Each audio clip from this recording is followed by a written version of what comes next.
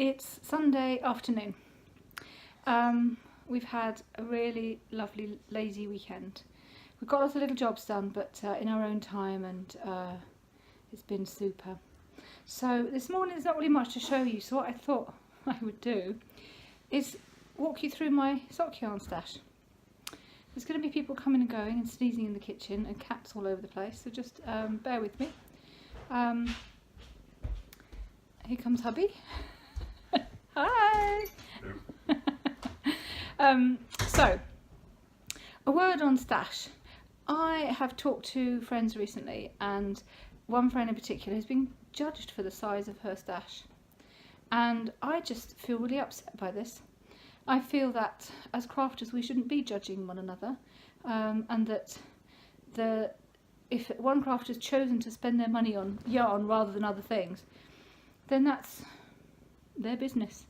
And I would no more judge somebody by the size of their stash than I would the size of their feet, or the size of their house, or any other thing that doesn't relate directly to their personality. So I feel quite strongly about that. You've heard me, if you watch the podcast, go on about works in progress, how many projects you've got on the go, and people quite often knock themselves about that as well, saying they've got too many. I just think this is crafty and this is fun. But coming back to stash, the three key points about yarn stash is, first of all, it doesn't go off. Secondly, it doesn't eat anything. And thirdly, it's an artwork. It's an art collection. Particularly if you like really beautiful yarns, then they're an artwork, an art collection. And, you know, how wonderful is it to have this that we can keep? And if you fear that you might have more stash than you can use in your lifetime, so what? If you die, somebody will inherit it and it will be used. So I also feel, I had a conversation with my husband this morning, that he has a similar issue with alcohol than I do with yarn. We definitely have enough now, alcohol, for him, if we never bought any more, for him to drink for at least 2 or 3 years. And yet he still buys more. But again, it doesn't go off. I wouldn't class it as an art collection, but it doesn't eat anything, and it will still be there, and we can give it to somebody else, we can sell it to somebody else, we can whatever. So yeah, if buying things that you're not currently going to use gives you pleasure and doesn't cause anybody any pain, then what the hell, get on with it. I want to show you my stash. This is my sock yarn stash. It's all in this one box. This little bit here should probably be in here. There's some bits that are at borderline, so they're maybe not in there. And I just wanted to talk through. If you're not interested in hearing about my stash, then I completely understand that. Skip and watch tomorrow's. I'm going to Bradford tomorrow, which is going to be really fab. There's going to be some awesome footage of Bombay stores, which is a wonderful shop. So if you're not interested in talking about stash, just skip. Oh, I've just found another cat. So let's talk to what I've got. Again, if you're watchers of the podcast, you'll recognise some of this. I used this for my Stephen West shawl, the Chevron Shenanigans. It's acrylic. I don't really know what to use it. I got it from the Cone Exchange. It's beautiful colour. Hello, Pippi. Oh, I think I did film some rather lovely cat footage. I might put that in a bit. Last night. It's a lovely colour, but it's acrylic, so any shawl you make it into, you're not going to be able to block. And I've got an awful lot of it. We used it on retreat as practice yarn for the Continental Knitting Workshop. But there's probably 400 grams there. No, not that much. Probably 200. So I don't know what I'm going to do with that. And I have got other stuff that isn't in there that was also part of that haul. I've got some really lovely neutral stuff. This is just West Yorkshire Spinners. Did that come out right? West Yorkshire Spinners signature.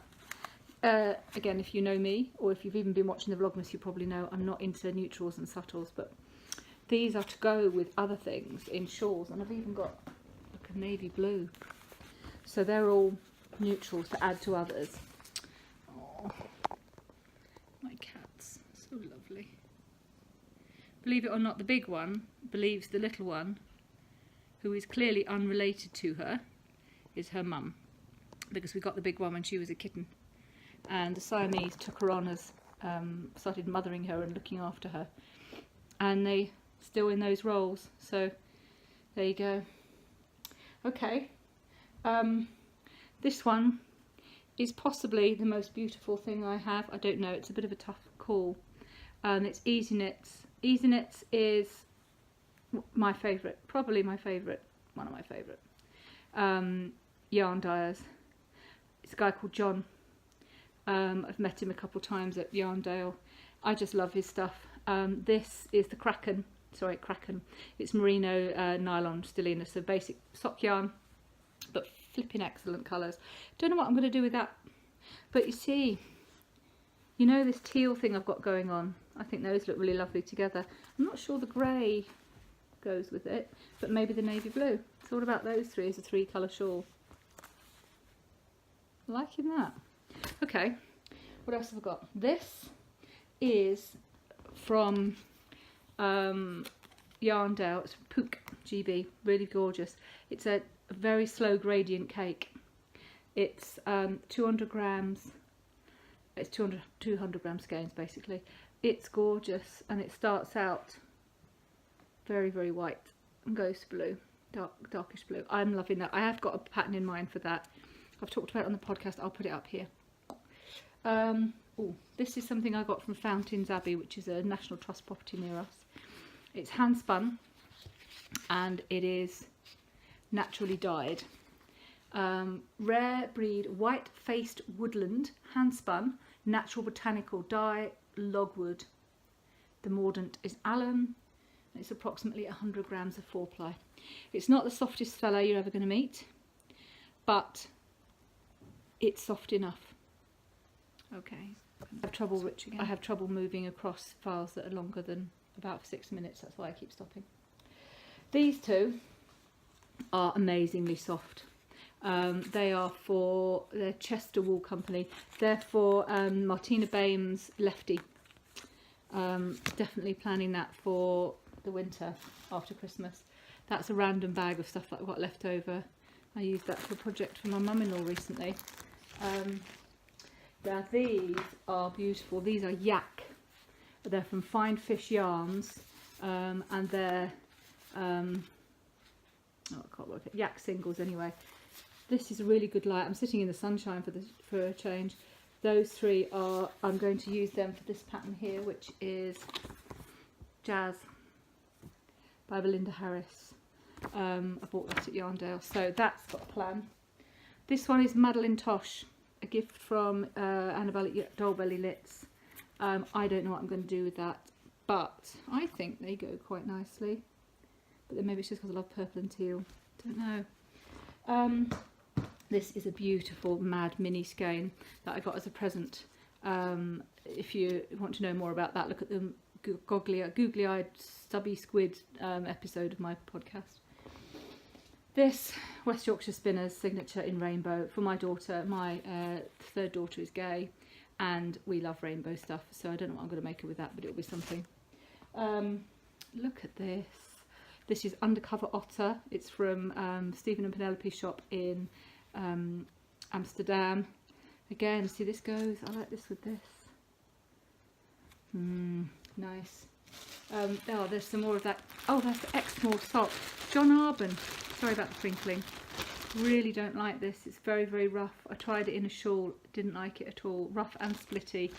Love the colour, but that's all I do love of it. So I haven't a clue what I'm going to do with that. This one, For the Love of Yarn, silk. 50% merino and 50% silk. So beautiful. I do have a pattern in mind for that. That's whatever that is. This is socks for hubby. Got that from Yarn Etc. and Opal. Did I? May have got this one from Yarn Etc. in Harrogate. That's also for socks for hubby. He loves that. His company colours are bright pink, so that's for him. Then there's this is a big ball. It's not really sock yarn though. That's the thing. This is a Super Socker German yarn, but it's too thick to be sock yarn, so I don't really know what I'm going to do. That's another gift from Dolebelly Knits, Annabelle. That's been started, but it didn't. It looks really nice in that, but I realised that I didn't have the yardage because it's not 4-ply. And oh yeah, look at this Zauber ball. Zauber ball. It's just my favourites. That will definitely be a pair of socks in the new year. And then there's just leftovers, then bits and pieces. Oh no, there's this Drops Fireball print. I love these blue ones. They're so beautiful. Just a pair of socks. Got another pair of balls of those upstairs, and something else. So that's one other skein upstairs.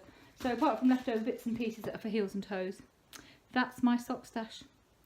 The cats are now totally covered. I'm sure they're quite happy under there, but that's a combination of two of my favourite things. Cats covered in yarn. Anyway, that's my sock yarn stash. I will catch a little bit of video later on, just we're doing some jobs, a bit of furniture removal. I'll catch a bit of that. Yeah, that's it really. I hope you're having a really good weekend, and I will catch you a bit later.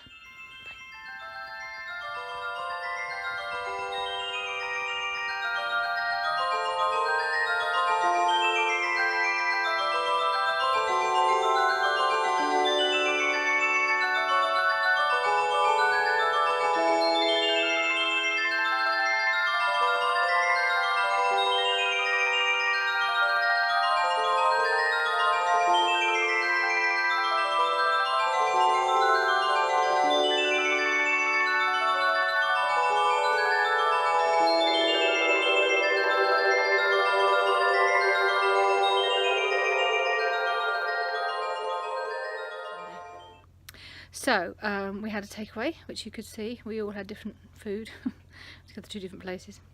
I wanted to share with you my advent calendar for today. It's not always been suitable for your consumption, but how will Christmas dinner be different after Brexit? No Brussels. If you're from the US, that might not make a lot of sense to you. I apologise for that. And from my other daughter, I love the enthusiasm you bring to everything you do. Lovely, really lovely.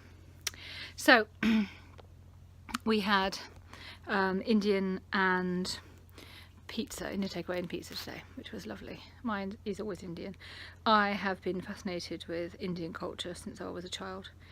I was actually married in a shalwar kameez, which is a sort of Pakistani type outfit. Curry is definitely my favourite takeaway, but oh no, this is my bedroom. So tomorrow my second daughter and I are going to Bradford, which is the Indian capital, Pakistani capital I should say, of the north. It's a Mecca to me, if you'll pardon the reference. It is a lovely place full of wonderful vibrant shops and food and everything. We're just going for a dyslexia assessment because we think she might be mildly dyslexic and want to get her some assistance. And we happen to be right opposite a place called Bombay Stores. If you haven't been there, if you're British, Google it, it's amazing. They've got all kinds of amazing clothes and shoes and fabric, and hopefully they've still got a cafe there as well. I haven't been for a while. So after her assessment, it's not much point in rushing back to Harrogate to try and get her to school, so we will just go to Bombay Stores and get some food and possibly and definitely take some video. So we'll do all that tomorrow. Thank you for watching, and I'll see you then. Bye.